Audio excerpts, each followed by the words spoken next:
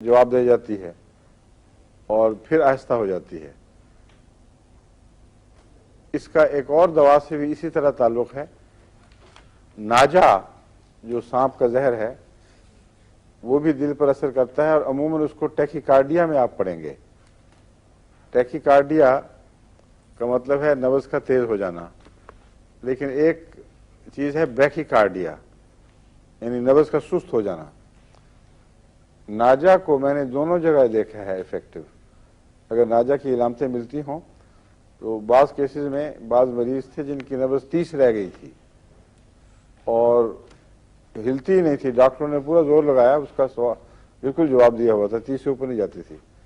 تو ناجا میں نے ان کو دیا تو وہ 60 تک پہنچ گئی، اور بڑی عمر کے وہ تھے کافی مریض۔ تو اس لیے یہ جب میں کہتا ہوں نا آہستہ، یہ لازم نہیں ہے، اس میں تیز بھی ملتی ہے نبض، لیکن پوری طرح میں سمجھا نہیں، مگر میرا خیال ہے کہ اگر وہ جو بجلی کی لہریں نبض کو ایک خاص وقت کے مطابق ہدایت دے رہی ہوتی ہیں، ان میں کوئی خرابی پیدا ہو تو اسی سے نبض یا تیز ہو جائے گی یا آہستہ ہوگی۔ تو ان دواؤں کا دراصل اس سینٹر سے تعلق ہے، اس کا دل کے اپنے عضلات سے تعلق نہیں ہے۔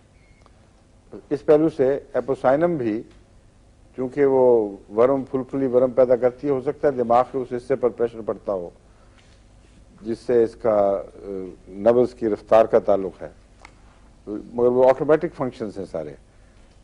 ناجا بھی ان پر زہر اثر دکھاتا ہے کیونکہ سانپ کا وہ زہر ہے جو اعصاب پر حملہ کرتا ہے، مگر ان کے آپس کا فرق آپس میں مشکل نہیں ہے، بہت نمایاں فرق ہے ان کی عمومی علامتوں میں۔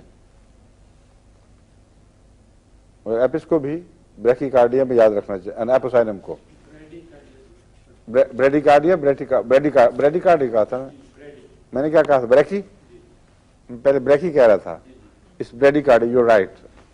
یہ بہت پرانی پڑھی ہوئی ہیں نا چیزیں، اور چونکہ میں ڈاکٹری کی تعلیم حاصل نہیں کی اس لیے اس میں غلطیاں کو رہ جائیں گی، کوئی حرج نہیں۔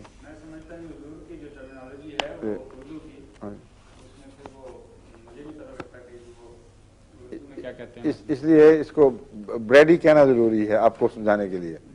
ہاں ٹھیک ہے، ٹھیک ٹھیک۔